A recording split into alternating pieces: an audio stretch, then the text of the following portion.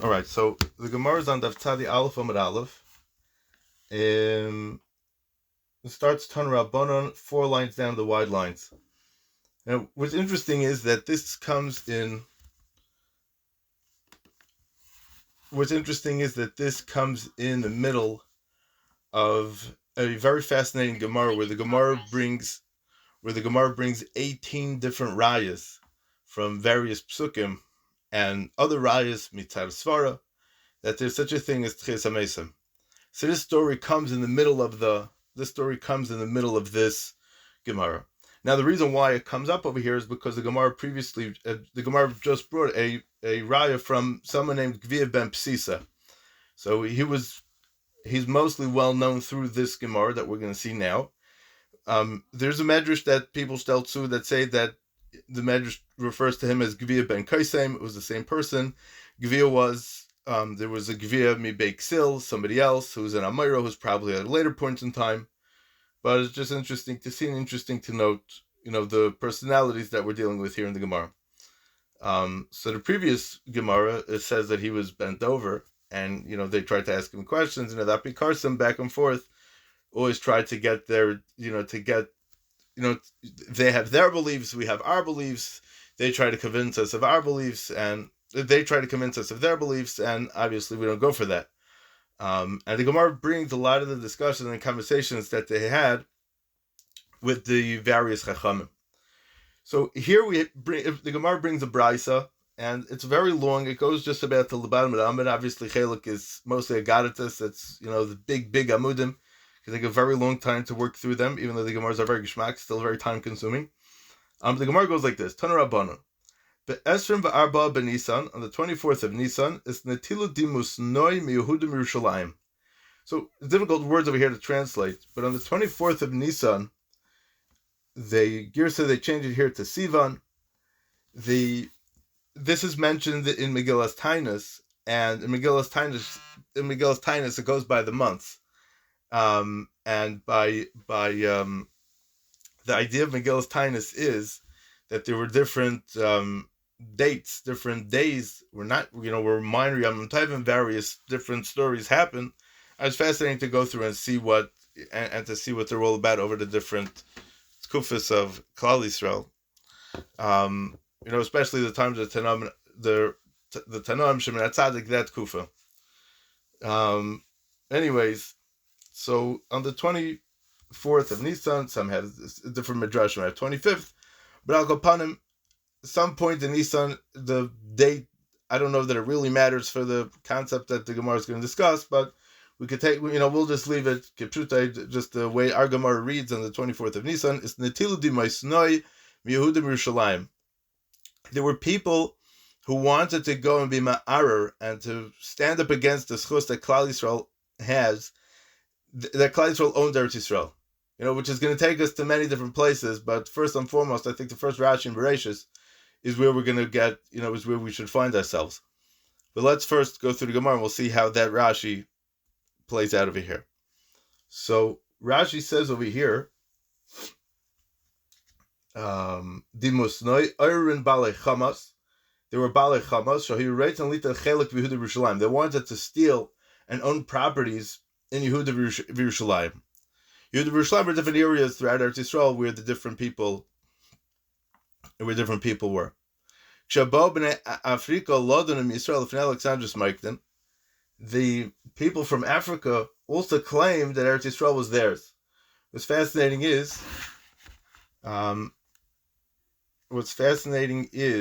that we have a Gemara Zvachim, and the Gemara tells us in Zvachim that all the Ummas had some kind of embassy in Eretz Yisrael. And what's interesting was that they all were very nervous when there was by Tzis Mitzrayim, there was a big rash, and they were trying to figure out what it was. The Gemara Zvachim has a big arichas on that they went to Bilam to ask Bilam what to do. Bilam was the big chief then. So everyone had a shaykhs to Eretz Yisrael, and everybody wanted to own a piece of Eretz Yisrael. So the Gemara continues, and the Gemara says that they came to Africa to ask Alexander the Great, Alexander Smikton. They wanted to ask him if they can, to ask them if they can, take part in Eretz Yisrael, own some property in Eretz Yisrael. Everyone was running after certain properties in Eretz Yisrael. So what does he say? Amrullah, they said, Eretz Canaan Shalonui. They said Eretz Canaan belongs to us. Tichsiv Eretz Canaan l'gvulei seha. Eretz Canaan and its boundaries. It's a pasuk that says that where the Torah, the exact borders and the exact boundaries of Eretz Yisrael and where they are, and they wanted to own pieces of this land. So what happened? So Ukanan avu in dahanu in Shihava. And Canaan, these people were claiming that Canaan was their grandfather, they're descendants of Canaan. So they claimed that this is their ancestors' property, and they claimed that they owned it, and they claimed they wanted to take it back. This belongs to them. So, Bechal, what's the Hava mean in the world to say that these people should want to take it back? Meaning, we know that if HaKadosh Baruch Hu gave us Eretz Yisrael and we conquered Eretz Yisrael, then it belongs to us. And what's the question, Bechal? Right? Who are these people? So it's very interesting because the Medrash says that why is Eretz Canaan, of all the children of Cham, Shem, Cham, and Yefes, of all the nations, why is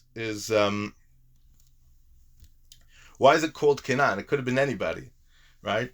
But Canaan was the ones that they decided that when they were coming into Eretz Yisrael, they decided that they, Yeshua sent the Yerushalmi says like this. Yerushalmi and Shviah says that Yeshua sent messengers that they're coming to conquer Eretz Yisrael, they're coming to fight with Eretz Yisrael, and if you want to make peace, we can make peace. If you want to fight it out, we'll fight it out. You want to go to war, we'll go to war. But Yeshua says, I'm letting you know, Yeshua told the Ummah that we're in Eretz Yisrael, I'm letting you know that we're coming. And we're coming, and our mitzvah is from HaKadosh Baruch Hu to blast you guys out of the land. So whether you like it or not, we're coming, and whether you like it or not, we're going to blast you out of the land, unless you let us know beforehand that what your plan of action is going to be. Meaning on the side that they were going to be Makabel Shav Mitzvahs B'nai Noach, that would be okay, right? But the interesting is that's why it's called, it's a state in Mechilta, state in Medrash Tanchuma, that's why it's called Eretz Canaan. Now, we have a shtickle problem with that because the Yerushalmi that everyone tells over here, the Yerushalmi and Shviah says that the Girgashi was the one that ran away. So the Girgashi is not the B'nai Canaan that we're talking about here. It would be somebody else. So maybe it was a descendant, but Al Kopanim, there were people from Eretz Yisrael that ran away. So Amar Lahu Gviv Ben Psisa L'Chachamim, so this Chacham, Gviv Ben Psisa, said to the Chachamim, I want to be the spokesperson, I want to answer them back. So Amar Lahu Gviv Ben Psisa L'Chachamim, Gviv Ben Psisa said to the Chachamim, Tnuli Rishus, give me permission, Ve'elech V'odin Imam L'Fei Alexandros Maikton. And I want to be the spokesperson for Klal Yisrael in front of Alexandros Maikton. If they'll win me over, Amru, Hedit Shabaron Yitzachtem. I'm a lowly Jew, I'm a simple person, so they'll say they won over some simple Jew, big deal. But if I'm going to win them over, Amru Lahem, they'll tell them, Teres Moshe Nitzachtechem. That Teres Moshe would win them over. Nasan le Rishos, the Chacham gave him Rishos. It was interesting that he needed to take Rishos, because we don't find in the other Gemaras, when this one came to ask that, when that Bikarsim came to this one, when that Bikarsim came to that one, should he not? So the Gemara doesn't say that anybody had to ask Rishos. B'derech Klal, the Pashtus was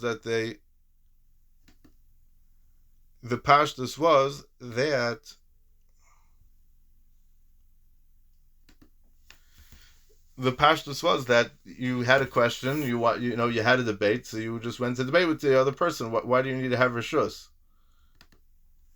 So,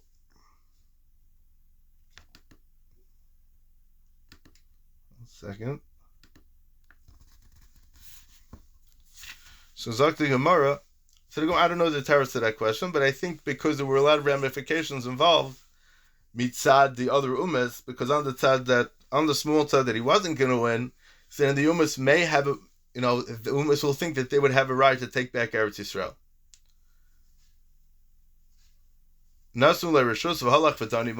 They gave him permission, and he went to talk to them, to be done with them, to hear them out, and to tell them what he thinks. He said to them, where do you bring a raya from? They said to him in the Torah. They said, we have a raya from the Torah. I'm going to bring a raya from the Torah as well. I mean, what was the Havamina? Where else would he bring a raya from? Right? So maybe there's a tzad to say that he would try to disprove them from their own books, as we had in the Gemara earlier, one of the earlier rayas in the Gemara. Shenemar, what was his raya? The pasuk says that Noach said that Canaan should be cursed, that he should be an eved avodim to his brothers. So it's like the Gemara, eved shekanu nechasim, eved lemi. An eved that buys nechasim, who owns the eved? Nechasim lemi, who owns the nechasim, who owns the assets? There were many years that went by, meaning besides for this, the many years that went by that you didn't serve us as avodim. So Alexander the Great told them, and turn back. I guess he was mediating the debate over here. They said to him, they said to Alexander, give us 3 days. So they gave him 3 days, but they tried to do research, they tried to bang their heads against the wall to try to come up with something. They were not able to find an answer. Miyad baruchu. So because they didn't find an answer, they were embarrassed, so they ran away. And they left their fields. Their fields were, the crops were fully grown, but and their vineyards were also fully planted. And that year was Shvius. And why is the Gemara telling us that it was Shvius? So I think that it was Hefker, and Yesh Kinyan. Ein Kinyan l'Goy Eretz Yisrael, so belonged to the Yidden. So by the time they finished this debate, Eretz Yisrael already belonged to all the Yidden because it was Shvius. Why is the Gemara telling us that it was Shvius? I think that's goof a part of the answer that Gviv Bemsis was trying to explain to them. That what's going on over here is like this: that the pashtus is that they were coming with a taina about Eretz Yisrael, that Eretz Yisrael belongs to me, Eretz Yisrael belongs to that they should own Eretz Yisrael. That they should be able to own Eretz Yisrael. But what happens was that as soon as he was able to prove to them that Eretz Yisrael was theirs, right away the Goyim already disappeared, and Eretz Yisrael became the Yidden. Meaning, it didn't become the Yidden. Obviously, it was always ours. It was always from HaKadosh Baruch Hu, but it became ours in the sense that we were able to use the properties and go into the areas where they were before, where they didn't allow the Yidden to go into beforehand. So I think that's why I was saying it's Shvius. Shvius, the ground is Hefker, and anybody could come and take it. The Goyim don't do Shvius, right? Even if we hold Yesh Kinyan l'Goy Eretz Yisrael, even if we hold Ein Kinyan l'Goy Eretz Yisrael, that a guy can't be kind and Eretz Yisrael is always Amid B'Kedushasai. But over here what would happen is that Klal Yisrael was able to take from the Perish Shvius. Okay, the Gemara continues with 2 more of very, very similar stories. Another similar story that the Bnei Mitzrayim, the people of Egypt, came to be done with the Yidden, meaning they took the Yidden to court, so to speak. L'fnei Alexander Smikton. Amrulai said the Bnei Mitzrayim said that Bnei Israel owed them a lot of money. Harayu Oimer, the pasuk says, "Vashem nasan eschena am be'enim Mitzrayim v'yashilam." That when Klal Yisrael left Mitzrayim, they took all the goodies, all the kesef hizov from Mitzrayim. Vashem nasan eschena am be'enim Mitzrayim. Hashem put the chena, the Yidden, in the eyes of the Mitzrayim, and when they left, the Yidden asked them for all kinds of things, and they gave it to them. V'yinatzulas Mitzrayim, the pasuk continues, and they cleared out Mitzrayim from all the gold and silver that was there. So the Mitzrayim were tining that you have to give it back to us. Tanu lanu kesef hizov shenetaltem mimenu. Give us back the gold and the silver that you took from us when you left Mitzrayim and you didn't give it back. Meaning we were under pressure, it wasn't right. We never really gave it to you 100%. To give it back to us. Omar Gviv Bemsis lachacham. Gviv Bemsis said to the Chacham, Tanuli Rishus. Give me permission. Give me permission to go and be done in front of Alexander the Great together with them. If the Bnei Mitzrayim win me over, Imru lahem, I'll tell them, Hedid Shabanu Nitzachtem. And it doesn't make a difference that you're right, because maybe I don't know how to bring good rayas. But if I win them over, Imru lahem Taras Moshe Rabbeinu Nitzachtem. If I do win them, we'll bring about a Kiddush Shem Shemayim, we'll show them the truth of Taras Moshe. Noslai Rishus, they gave him permission, Halach V'dani Mohem. And he went and he was down with them. He said to them, where you bring a raya from? I'm bringing a raya from the Torah. Why? Because it says that Mitzrayim, the pasuk says beferish that Mitzrayim gave these kalim and all the kesev zav and all the money to the Yidden. Amalahem, so Gvivem Sisa said to them, I'll bring you a raya from the Torah as well. Shanamar, the pasuk says, Moshe b'nei Yisrael asher yashvu b'Mitzrayim shloshim shana v'arba me'eh shana. That Bnei Yisrael lived in Mitzrayim for 430 years. And during those 430 years, Bnei Yisrael were avadim to Mitzrayim. And we never got any benefits from being an Eved. So Tanu lanu schar avodah shishim ribui. So you have to give us the schar avodah of 600,000 people. Sheshibatim b'Mitzrayim shloshim shana v'arba me'eh shana. For 600,000 years, for 600,000 people that lived in Mitzrayim for 430 years, you have to pay us back for it.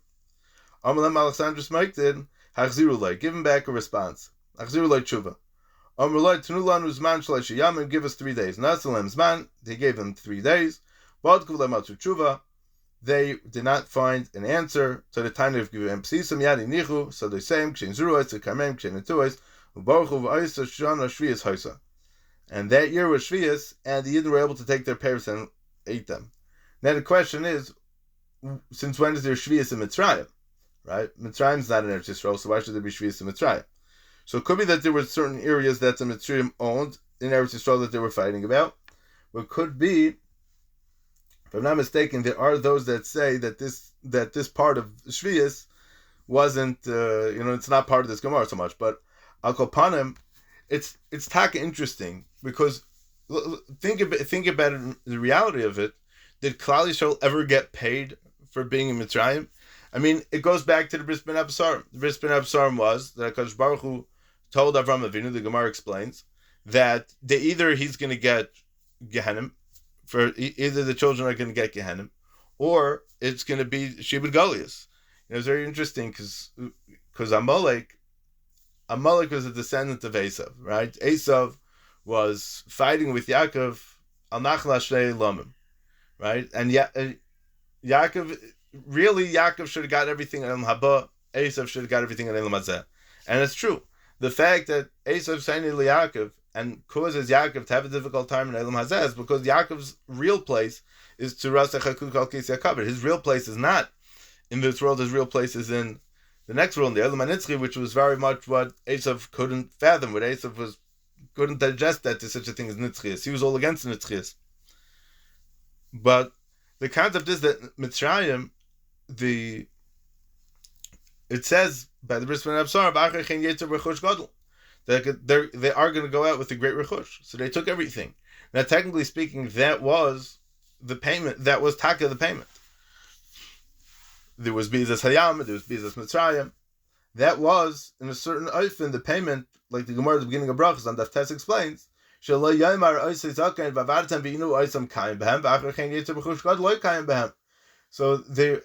in this conversation between Avraham Avinu and HaKadosh Baruch Hu, there had to be this idea of so that was already a haftach at Avraham Avinu to take them out of Mitzrayim. So that's what he says. He's going to bring them a raya. So that's what his raya was to them, and they ran away, and they did not get anything. Now, obviously, we know that Klal Yisrael was in Mitzrayim only 210 years. Ridu, Shama. Ridu is Gematria 210. So the Kaishi HaShibud is what, the difficulty of the Shibud made it less, that they didn't have to be there for 430 years. It depends on how you count. Rashi and Chumash in a few places goes through different cheshbonos exactly of the 400 years, 430 years from Leidas Yitzchak till the actually Tzias Mitzrayim. Shuv Pamachas Bo B'nei Yishmael B'nei Keturah Ladan Rim Yisrael and Alexander Smekta. The third time, you have B'nei Yishmael and B'nei Keturah that are being done. They want to they want to have a din Torah with the Yidden about Eretz Yisrael also. Amrullah b'nei Yishmael b'nei Keturah said, Eretz Kenan shalanu b'shalachem. Two-state solution. Eretz Yisrael belongs to us and belongs to them. Why? Because aren't we also Bnei Avraham? The Bnei Mitzrayim, they weren't tiny about Eretz Yisrael. They were tiny about the money. The Bnei Canaan, after Yeshua came and got them out of there, so technically speaking, any king, I don't know what international law is now, but any king that goes and conquers another country, it's by all means his. So Klal Yisrael conquered Eretz Yisrael, it's by all means theirs, right? Now, once HaKadosh Baruch Hu gives it to us as a haftacha, as a matana, see, even if other ummas and other kings chase Klal Yisrael out of Galus, Eretz Yisrael still belongs to Klal Yisrael, right? Even if we're not there, everything we're saying in davening is to be v'hashev es avodah v'besecha, right? To return to the Kedusha Eretz Yisrael, to return to Eretz Yisrael. That's what it's all about. But over here, they're not saying they give us back Eretz Yisrael, but that we want to have a shutfus together in Eretz Yisrael, because we are Bnei Avraham as well. So what did they say? The Chsiv ve'ela told us Yishmael ben Avraham, Uksiv Ela told us Yitzchak ben Avraham. So we're both ben Avraham, so we both have rights to Eretz Yisrael. Give me permission give me permission to go and be done in front of Alexander the Great. If the Bnei Yishmael and the Bnei Keturah win over me in the debate, Imru, I'll tell them, you won over the smallest one, the simplest one of us. And it's not a raya that you're correct. But if I win you over, if I win them over, Imru, I'll tell them, Teres Moshe Rabbeinu nitzachtem. It was a raya from Teres Moshe Rabbeinu. Nasul Rishus, the Chachamim gave him permission. I mean, they kind of saw his hatzlacha the first couple of times, and now they're giving him a raya. They're giving him permission again. Halach v'dani. He went and he went to debate them. He said to them, where are you bringing a raya from? Amr Loi, so Bnei Yishmael said to them, Min HaTorah. I'm also going to bring a raya from the Torah. Shenamar, Vayiten Avram es kol asher lo Yitzchak. Avram gave everything that he owned to Yitzchak. Ulibnei Pilak Shem Shel Avram Nosan Avram Matanos. Vayishalchem Yal Yitzchak B'nai. The passage continues that Vayishalchem Yal Yitzchak B'nai B'idenu Chai Kedem L'Eretz Kedem. Says, even though it says in the pasuk that Avram gave everything to Yitzchak, to the Bnei Pilagshim, which are the Bnei Keturah, Asher Avram, he gave them matanos. Nosan Avram matanos. Av shanosan agtin lebonov b'chayav v'shiger zeh me'al zeh klum yesh lezeh al zeh klum. So a father that gave shtaris to his son when he's alive, and the shtaris said in it that one of the brothers over here cannot infringe over the boundaries of another one of the brothers, over another one of the children. V'shiger zeh me'al zeh, right? What does the pasuk say? That Avram sent them. He sent them away to Eretz Kedem, wherever and whatever that is, right? But Al Kapanim, he sent them away. So if he sends, so the halacha is that a father who sends shtaris to his son and says that one could have this and the other one has that, klum yesh lazel zeh klum. Could you support a two-state solution between Yishmael and Klal Yisrael? Avad not. But the Gemara ends here. The Gemara doesn't say that they ran away or they didn't do that. Because I think the answer to that is because unfortunately Yishmael is still there today. So my matanos, what are the matanos that Avram gave to Yitzchak? He gave them over a shem tumah. Now why did he do this?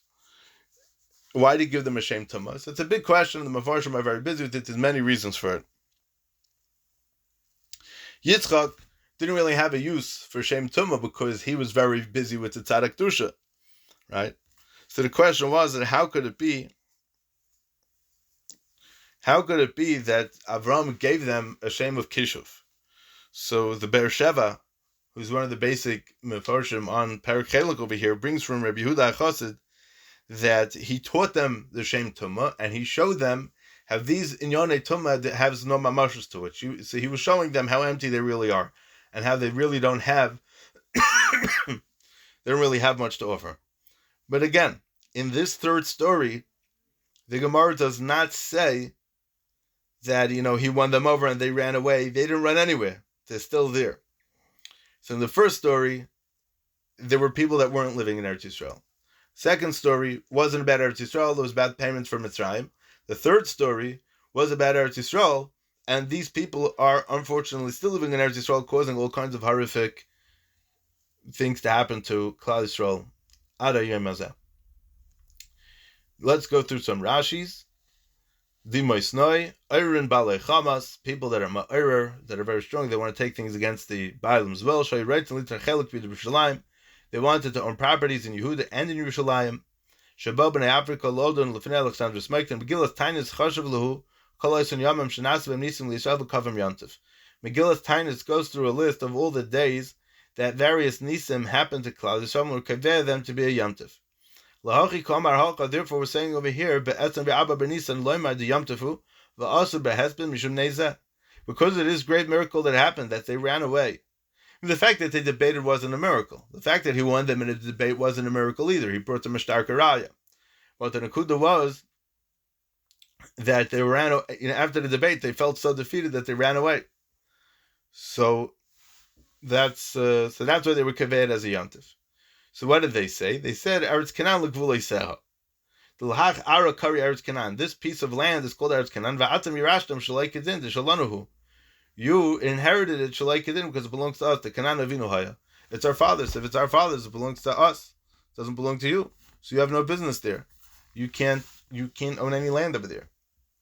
So agtin, what are agtin? Ksavim shlit el echad b'chel chaver is a star that shows that one person cannot take in another person's property. Avram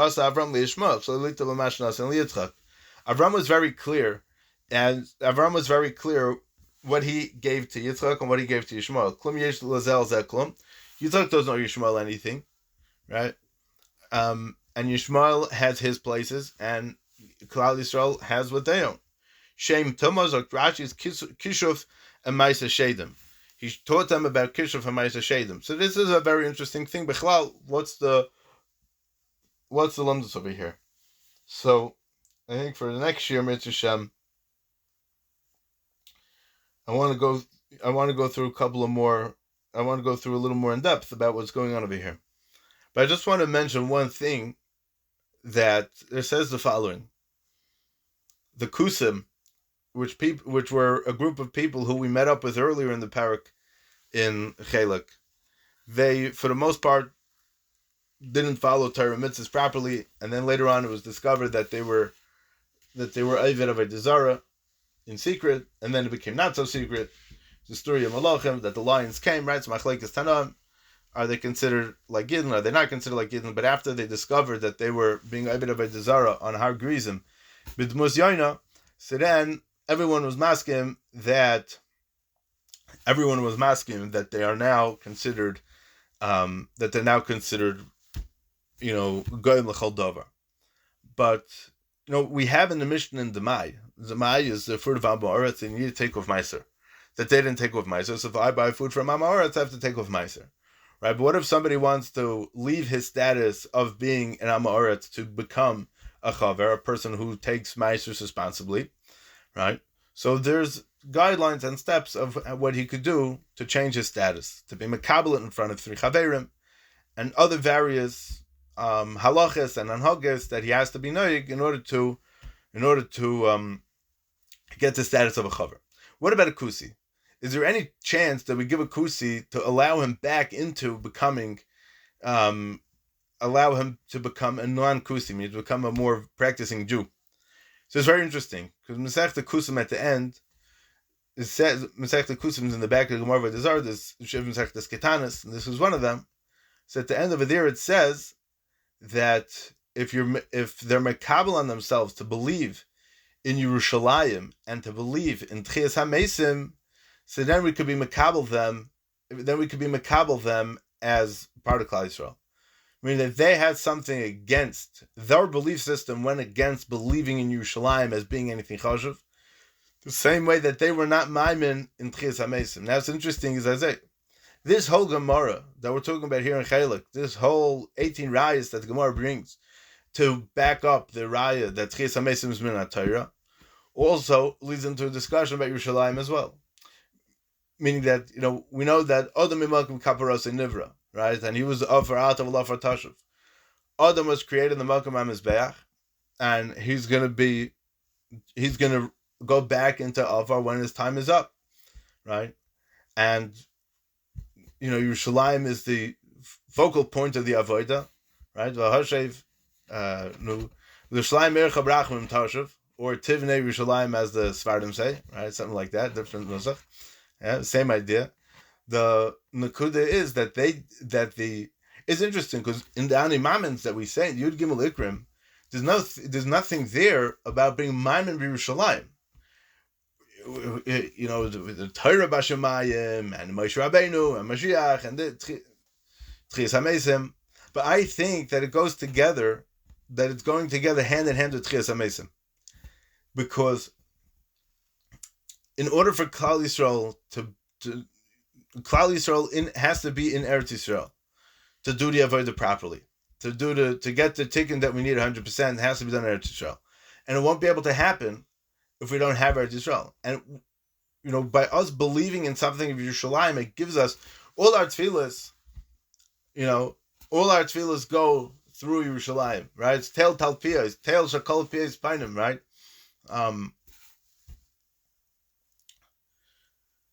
It's not just for Klal Yisrael. Shlomo Melech was Mispal when he built the Beis HaMikdash, that any person in the world who comes to the Malkum HaMikdash and is Mispal, he should be answered right away, right?